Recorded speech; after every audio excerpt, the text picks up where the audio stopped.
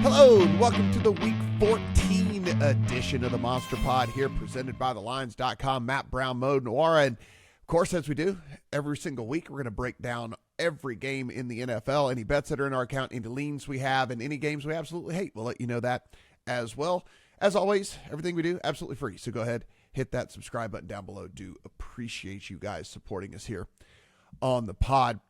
Mo, let's kick things off here. We've got 6 teams on bye this week, so that means no free Patriots over this week, unfortunately. So, guys, sorry, that gravy train will have to come back again next week. We'll kick things off, Atlanta on the road at Minnesota. This is sitting 5.5 out there. 1-6 just popped, but mainly 5.5 in favor of Minnesota. 45.5 to 46 is our total.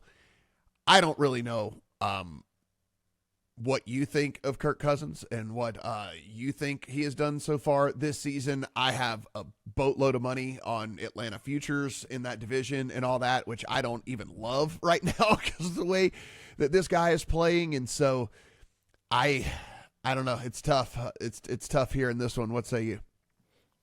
I was the other way on the Falcons. I was a little bit bearish, I think. Mm-hmm. Not enough so that I fired anything else, really, but I did take a bearish future against a friend for a decent chunk. That was pro Falcons. He was on the same team as you. So this one, there's been some movement towards the Falcons initially, and then it looks like it's going back to the Vikings now. So there's somebody influential on both sides, either that or the Sharps were head faking and they actually like the Vikings. But I do think this line looks a little bit inflated, but at the same time, it's a good matchup for the Vikings. It's hard to deny that, to be honest. Yeah. You have a quarterback here who I think the stat I saw was he didn't throw a ball over 36 miles an hour last week, which I don't know what that means. Like, I don't have any context for this, but I'm assuming since he's the only player on record, apparently, during this tracking era, that has never thrown a ball 36 miles an hour in a game with minimum 20 attempts. I think that was from the Bill Simmons show. So just to throw out there, I think that's where I heard that.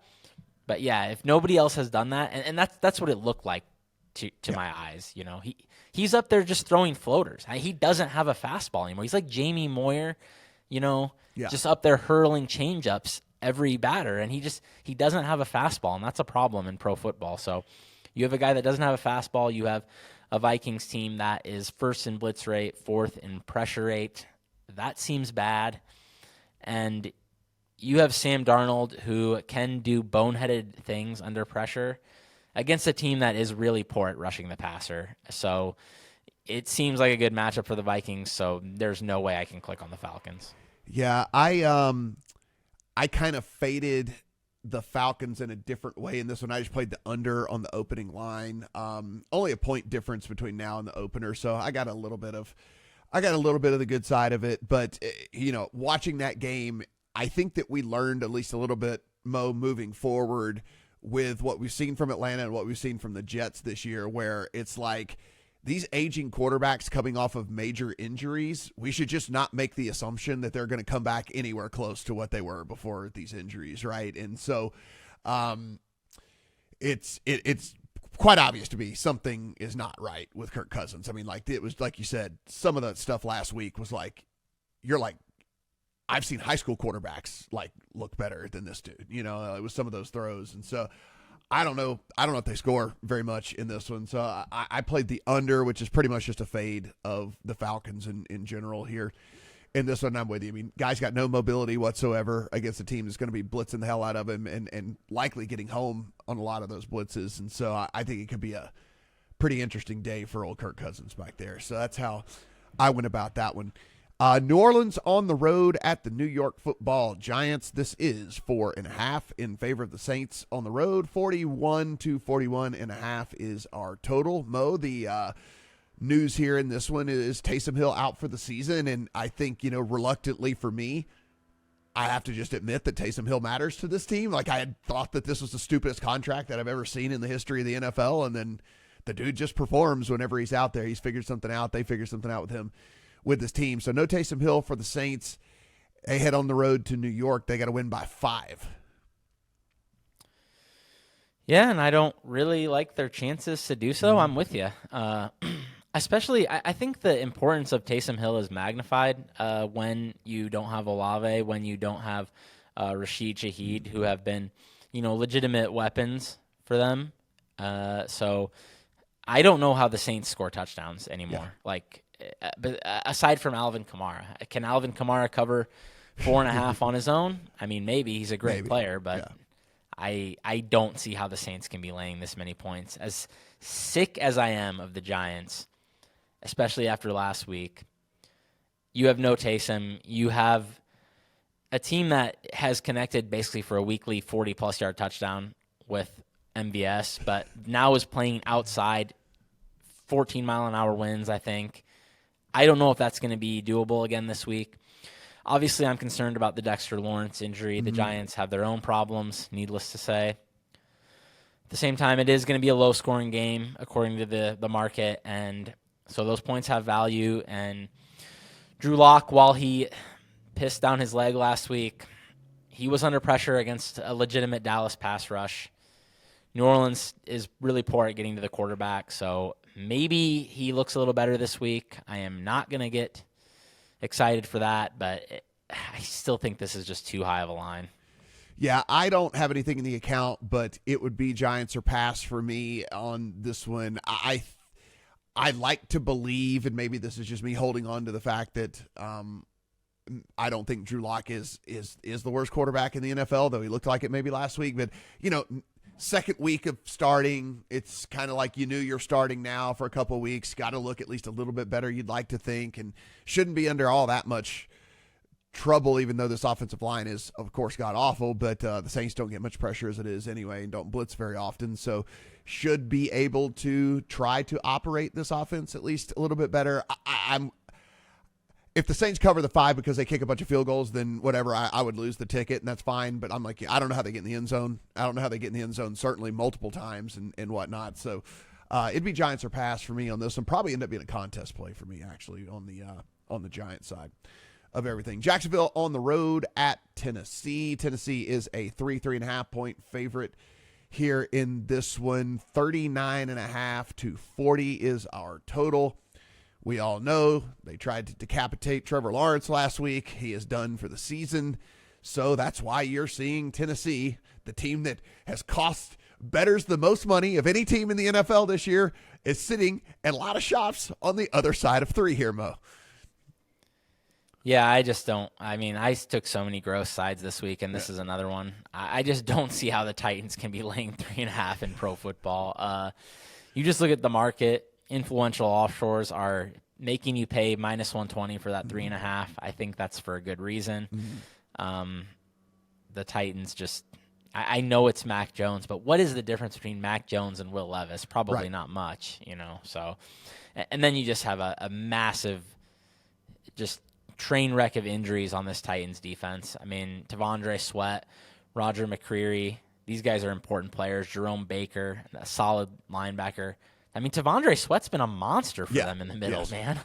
I don't know how they're going to – they've been, solid on defense, but I think he's a big part of it. He has been so good for them, and if he is out, which these players have not practiced, I am guessing they are out, I do not see how the Titans can be on the other side of 3. So I unfortunately clicked on the Jaguars. Yeah, I did as well. And just for everyone to know, we don't talk about these games beforehand when we get on here. So this is interesting when we match up on this. It's the same with me.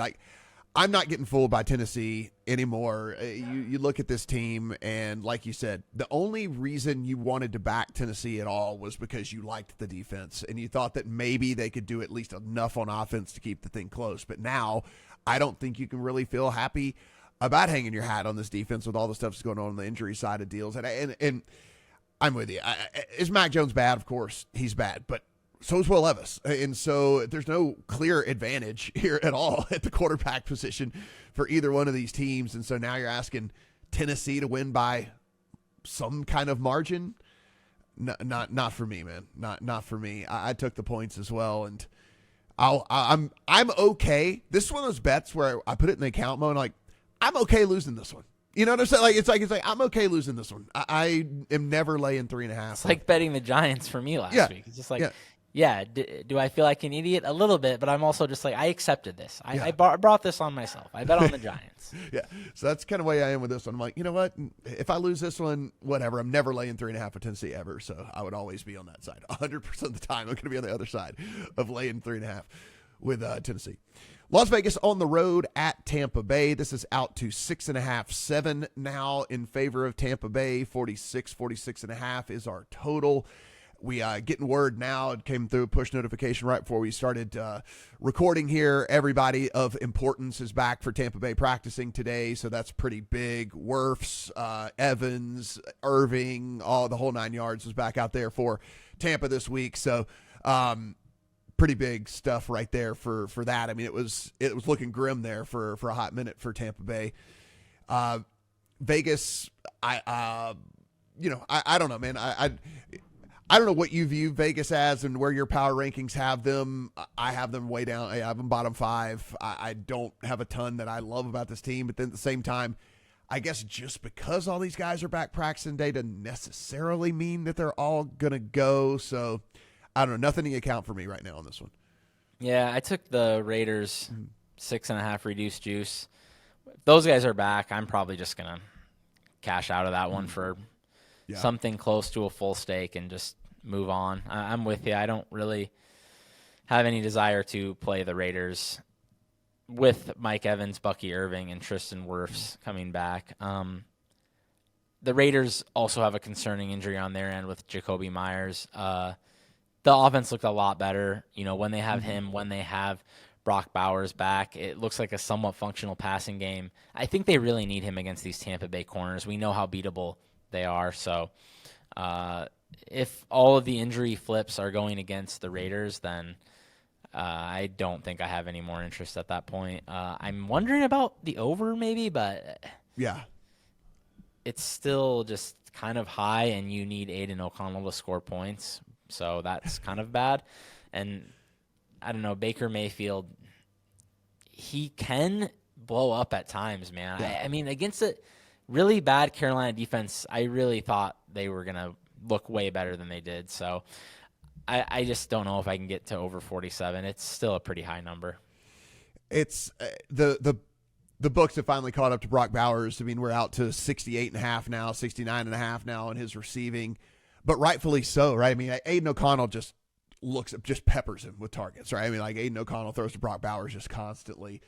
That said, we've gotten this number up now to a point where that's like good wide receiver one like numbers on a receiving prop. So can't get there. Would have loved to seen that somewhere in the 50s, but in the high 60s. Can't get there with Bowers here in that one.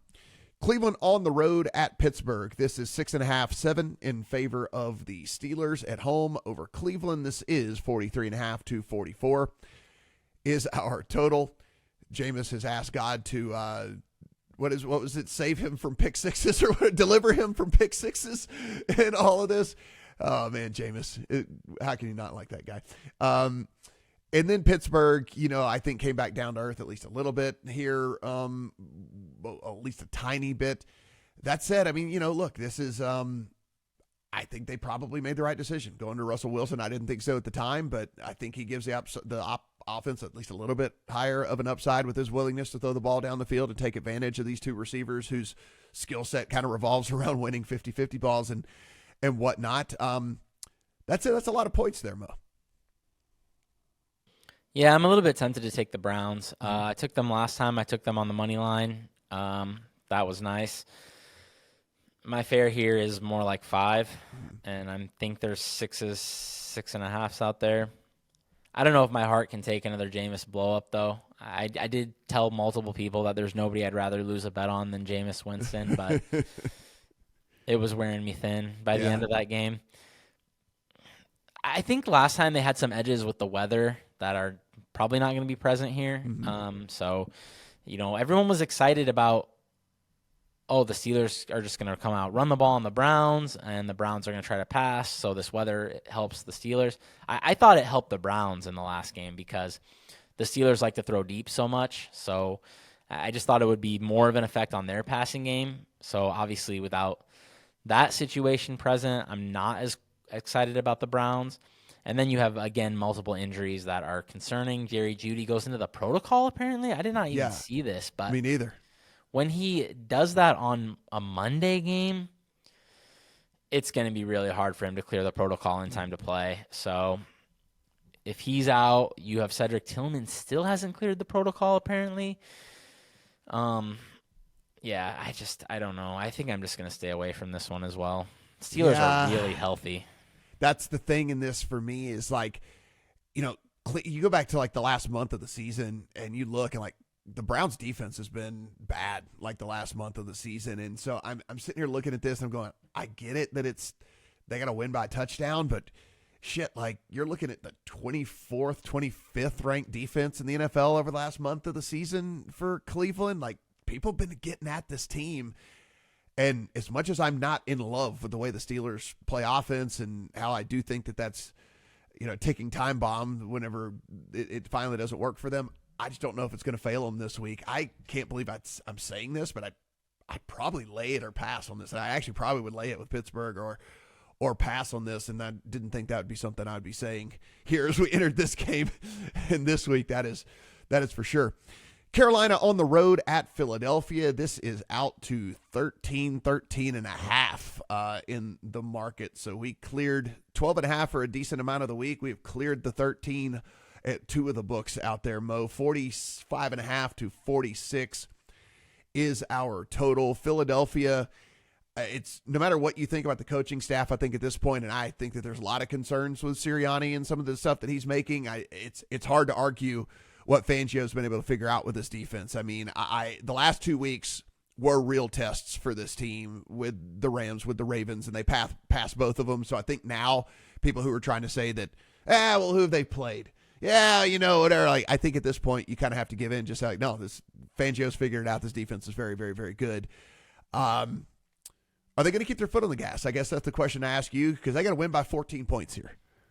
Yeah, I did take the Panthers. Obviously, I understand that there's paths to the Eagles winning by 30 in this game. The Saquon train gets rolling, and Bryce Young ends up in a negative script.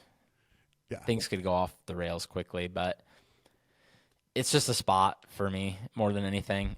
Eagles coming off a massive primetime win, heading into games against the Steelers, and then the divisional matchups that are all much more important than this game.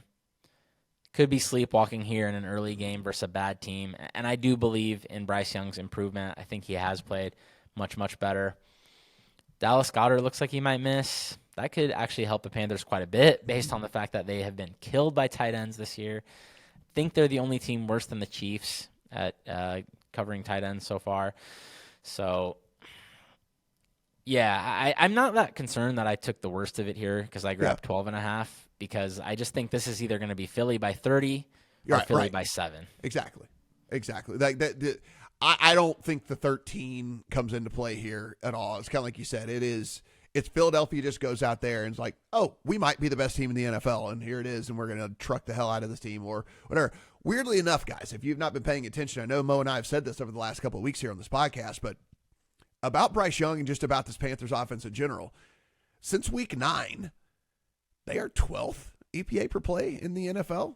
Like, that's pretty damn good. I mean, ahead of teams like the Broncos and the Rams and the Vikings and the Chargers and the Steelers and all of this. I mean, we know they can run the ball. Yeah, and so it's like they've been good, man, for the last month. I know there's not equaling big wins and things and stuff like that, but I mean, for a team that was literally in the absolute gutter after week 4 of this season, I think that they have rebounded pretty nicely. And at 13 and a half, it is very, very, very tempting for me to come in on Carolina. Probably will at some point. Certainly will be a contest play for me. New York Football Jets on the road at Miami. Dolphins are 5.5 to 6 point home favorites here over the Jets. 44.5 to 45 is our total. I don't love to take the walk down narrative street very often, Mo, but I do wonder about the quit factor with the Jets. When you're got all the stuff going on with that team, I do at least wonder at least a little bit about all of that. But 5.5, 6 points. What do you think? I don't know how to cap the Jets, clearly. Yeah. But it would appear to be an okay matchup for them on paper. Yeah. I mean, this team has been killed at times by opposing rushing attacks. You have Miami 31st in rush offense, EPA. I know a lot of that maybe came when people didn't respect their passing game, but, I mean, they still have not been able to run the ball in multiple recent games. So my fare is around this number, though. Pretty bad injury situation maybe for the Jets as well. Sauce, Brees, Elijah Vera Tucker. You have Morgan Moses as well. He did get in a practice limited on Thursday, but, if he's not 100%, you have a quarterback struggling. I think a quarterback struggling like this behind a line that maybe isn't super trustworthy and isn't super healthy could be a poor recipe there. I mean, I think if both teams play up to their capabilities, the Jets should probably cover this number, but why would I believe the Jets are going to give a good effort at this point? Yeah. That's the thing for me is like when the 6, if you're looking at kind of where my ratings are, I probably should take the points with the Jets. But like I said, I don't like to do the whole narrative street walk very often, but there's something in the back of my head that goes, this team could just be packing it in. I mean, like you get your quarterback now who's just coming out. Maybe I'll play, maybe I won't. I don't know. If I do, then maybe I'll be back here. Maybe I won't. There's just a lot of shit for me that I just don't really want to have to deal with. So probably will be just a pass when it's all said and done here for me on this one.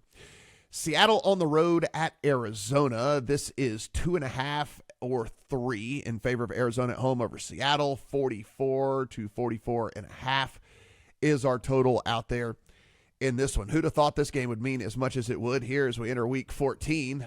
It's wide open for either one of these teams should they be able to close strong. And Mo, I played an under on the opener. Didn't get a huge best of it. It was 45.5. It's down to 44.5 now, so just a 1 point difference. But I kind of believe in the renaissance of this Seattle defense a little bit. I think that maybe it just took them a little while to figure it out, and I think what I'm seeing from them, I do like pretty good. And given the variance that Arizona kind of plays with, I get it. If Kyler's on and things are working, then yeah, I could get blown out of the water here. This game could play into the 30s, but there's enough downside for the way Kyler plays too against good defenses for me to be okay with the under. So I did play a little bit of under here. Yeah, I believe in it as well. I mean, I think we've talked about it. I mean, the common thread between this team and the Eagles is talent plus new coaches. And new coaches installing new systems, especially like the Fangio system, is traditionally very complex and takes some time. And then you have a guy, McDonald, who had very complex schemes last year with the Ravens. So I think it makes a lot of sense that these teams are working their way into shape as the year goes on. Now, on the other hand, there is a large injury concern here for the Seahawks. Leonard Williams has not practiced last I saw. That guy has been playing out of his mind. So I don't know what has gotten into him this year, if he is more motivated or if he is a really good fit for the scheme or if something else is going on, but he has been a monster for them. So that's a concern. I'm considering a play on the Seahawks money line. There is a juicy 3 still out there at DK.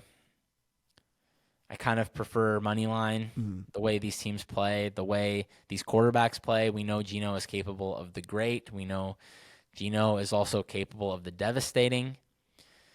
But, yeah, I mean, since the bye, this Seahawks defense first in EPA allowed, 4th in success rate, and they have not played a cakewalk schedule. You know, they played a somewhat healthy Niners team. They played, obviously, the Cardinals, which has been a solid offense, and then the Jets, not quite as strong, but still not like, you know, playing the 2016 Cleveland Browns or anything like that. I mean, they're playing a representative sample of NFL teams here, and they're shutting them down. So I don't understand why the market is so convinced the Cardinals are better than the Seahawks. I think these teams are very close. Yeah, and you know, the other thing that got me towards an under as well is like there's this weirdly the Cardinals will get into ruts where they just it seems to me they just run the ball way too friggin' much. And, like, I think that they might look and think that that's the way to go about attacking Seattle in this one, specifically if Williams can't play and all that and everything. So there were multiple different factors here. And, like, any team that can get some pressure, which, you know, there's inside the top 12 in pressure rate is Seattle. Kyler, did you notice this? Like, and he did it again last week. Like, so Kyler runs backwards. Like, that's like his go-to to avoid pressure, right? And then sometimes, yeah, he scrambles around and ends up turning it into like a 20-yard scramble or whatever. But then other times, he does what he did last week where he hoved up the worst interception you've ever seen, like, in your life or something. And so, you know, I think Kyler's, like, good for a couple bad plays a game, too. And so, I don't know. I'm with you. I like this. If I was playing a side, it would be the Seattle side for sure. And like I said, I think that there's enough there for me to play the under. Buffalo's on the road at the LA Rams. This is 3.5 in favor of Buffalo, 49-50 out there in the markets. Boy, Buffalo just keeps on rolling. It doesn't matter if who's hurt, who's out there, who's not. Josh Allen just figures it out, gets it done. Now, going across the country, that said, I imagine Buffalo will travel pretty well to this game. I don't really give the Rams much home field advantage here with all of that. Just as an aside, how much home field advantage are you even given these days? Like, I find myself caring less and less about home field. Yeah, I've just been doing a point lately. Yeah. It's just, I just care less and less about home field, really. So anyway, they got to win by 4. It's the last I saw, I think, we were looking at Keon Coleman, Curtis Samuel probably getting back situation. I think Dalton Kincaid was looking kind of decent as well. So Buffalo could be getting back multiple different guys here. Yeah, I mean, it sounds like you're leaning to the Bills. I am also leaning to the Bills, but that being said, it is a rough spot. Like you said, cross-country, cross-conference, these tend to be kind of the flattest spots. Coming off a huge Sunday Night Football win, coming off beating the Chiefs the week prior, sky-high market on the Bills. Not really a spot where I'm excited to buy in, even though I do think the line is a hair shorter than my fare. As a wise man named ODB always tells me, physicality is the enemy of the Rams. That's what he kept telling me when the Eagles trucked them. We saw it there. This team is 24th in adjusted line yards. They are basically bottom half of the league. Pick your defensive metric. So it's hard to see how they're going to get stops against the Bills. Maybe they can just keep up.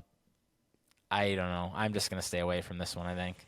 Yeah, at 3.5, I can't pull the trigger, but man, if this thing got to the flat 3, I think I'd probably end up playing Buffalo. I don't think it's heading in that direction. If anything, it's probably heading to 4, but it is an afternoon game. Maybe people come in and think that this is, too many points or something on the Rams being at home against Buffalo or something. I don't know. I'm going to keep an eye on this one. Don't think it gets to 3. If it does, though, that would be the play for me on Buffalo. So game to monitor out there, guys, if you will. Chicago on the road at San Francisco. This is 3.5 to 4 in favor of the 49ers against Chicago. 43.5 all the way to 44.5 out there in the market, Mo. This would be the game that I would put on a rocket and fire into the sun of the week for me. I don't have any idea what to make of either one of these teams, really, at this point. Maybe you can talk me into something here. Yeah, I took the Bears. I just, with what the 49ers look like at this point, I'm not even positive they're a better team than the Bears. I don't know how we can be. Yeah. Like, what do the 49ers have left? Now, I will say, if Bosa plays, if Trent Williams plays, the 49ers are probably still a solid team. If all of these guys play, I can completely buy in that the 49ers are still solid. I don't even know if this is a top half of the league team at this point, though.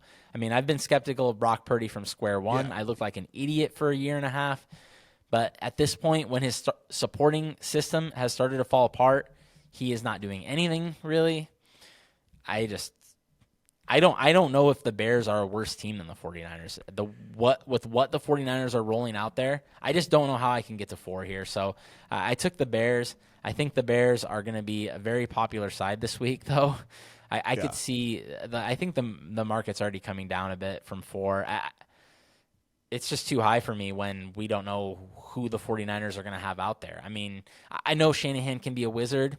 I know the Niners they have a good rushing scheme, and the Bears have struggled to stop the run. That's obviously a concern. But at the same time, they're handing to Isaac Guerrero. I don't know anything about this guy other than he ran a 4.25 or whatever, and he couldn't get on the field for 2 months. Yeah. So even though Jordan Mason was already the backup, they were giving him basically every snap. So I don't think the staff has a lot of confidence in him yet. I mean, he's still a kid. I'm not saying that they think he sucks or anything. I just don't know if he's ready for what we're going to see, so they could be handing to practice squad running backs here. I took the Bears, but would I be stunned if the 49ers won by 14? Not really, but I need to see these guys on the field before I believe in this 49ers team again. Yeah, they've shown nothing to make you want to back them. I just feel, and not that the number's all that important or whatever, it's just like, I guess it's just stuck in the back of my brain. So this opened, I'm sitting there on air, I bring it up that it's like, man, there's a rogue 6 out there, right, for Chicago. And I'm like, damn, I don't know, man. As much as I'm not in love with this Bears team, like 6 points was this version of San Francisco, and I hemmed and I hawed, and then the 6 went away like in the 15-minute segment that I was doing. Then it goes to 5.5, and then it went to 5, and I'm like, I know I shouldn't be a bettor that does this and just be like, look, if you think the number's still too high, then the number's still too high. But it's like the difference between 4 and 6. I'm like, shit, I had 6, and I let it get away is kind of one of those things that keeps me off of it. But I'm with you. Like this San Francisco team hadn't impressed me really at all this season, like at all from jump. And then now you're putting out the worst version of this team out there, and you're still saying that you got to win by somewhat margin here to get on the other side of a field goal. No, man, I don't. That's not for me. That's not for me. Bears definitely are pass. Probably be a contest play for me as well. LA Chargers going on the road to Kansas City here on Sunday Night Football. This is 3.5 to 4 as well in favor of Kansas City at home. 42.5 to 43 is our number here. You are our resident Chiefs expert, so I will let you take it away. I think this line is pretty fair. Everyone is firing the Chargers, I think. Rightfully so, in a way. The Chiefs are overrated every week. They just the Chiefs haven't covered since they played the Niners. That was in week 7. So I get it. But at the same time, eventually, this is like the Titans, where we were talking about, eventually the Titans are going to cover. Well, eventually the Chiefs are going to cover. And I think it could be this week. I just think this number has adjusted to the point where I don't think the market is giving the Chiefs a whole lot of credit. And you have a Chargers team that they were one of the worst teams in the league on offense last week. I mean, you have them playing a Falcons bunch that has struggled to get stops all year, can't pressure the quarterback. They get multiple sacks on Herbert.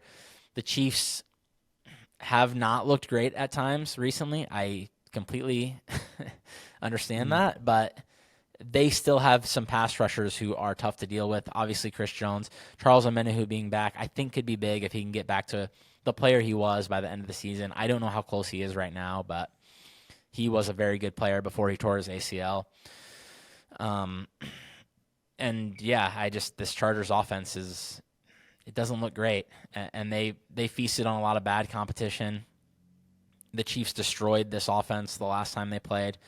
It was a bit of a different situation. The tackles were out, so it was a real struggle. They couldn't block this pass rush at all, but they should do a better job this week. But again, the Chiefs were -7 in that spot on the road. Like, this is their -4 at home. I think the adjustment has been made here, and I think the Chiefs probably deserve to be at least -3. It starts to get iffy past that, I guess, but I think the Chiefs are a better team than the Chargers, playing a bit better even despite some of these recent. I like the over here, though, man. This is 2 quarterbacks who are excellent. A Chiefs defense that has struggled at times and should be playing in pristine conditions, man. I mean, it's going to be like, I think it's going to be like 50 degrees and not windy. Like, I know it's outside.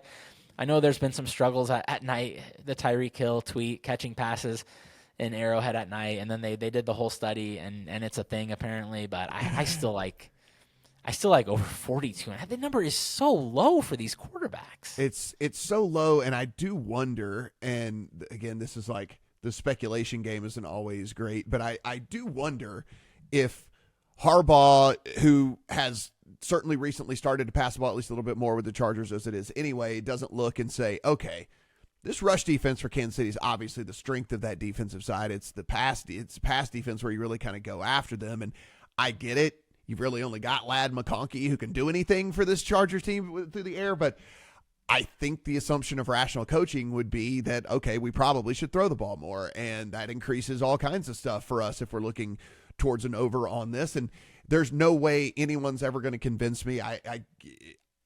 If you are going to try to convince me that the Chiefs can't score 24 points on the Chargers, can't score 27 points on the Chargers, I'm not going to listen to you like that. I truly, honestly believe that they can, and I don't care what the overall metrics say about this Chargers defense, right? Like, you're going on the road to the big boys now. You know, it's kind of like I was saying last week with the Eagles run game going up against the Ravens. Everyone's like, yeah, but you're not, it's going to take away the run game. So like, no, man, the Eagles, it's a different level, right? And it's Patrick Mahomes, it's Andy Reid, it's figuring out some stuff to attack this Chargers team. So definitely with you there on that one. I think that, there's a rogue 42.5 out there in the market.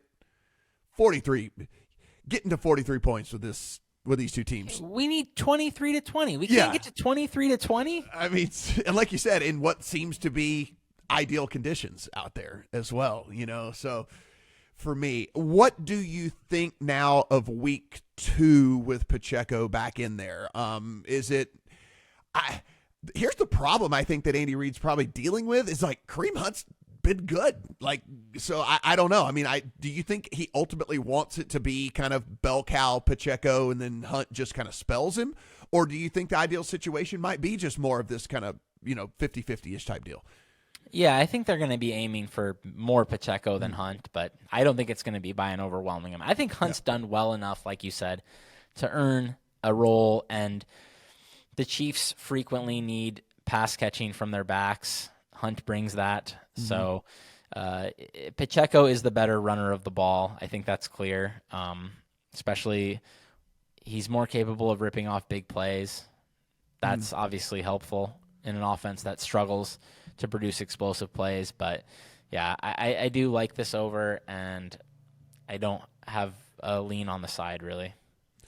42.5 is too low. That's just I'm planting the flag on that one. 42.5 is too low. Another one of those bets, like I said, I'll be willing to lose. Like 42.5 just seems too low for a game like this, guys. Each and every week we do this absolutely free. So go ahead, hit that subscribe button. Over 50,000 of you have already. We do appreciate that. Thank you for the support here on the channel. If you want to give us a thumbs up and comment, that helps us climb the charts as well. So that is also appreciated. If you go to thelines.com, upper right-hand corner, there's a Discord button. That is free.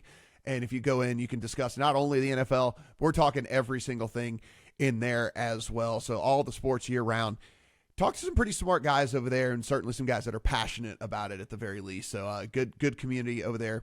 So absolutely free, upper right-hand corner of thelines.com. For Mo, I am Matt. Good luck on all your Week 14 bets.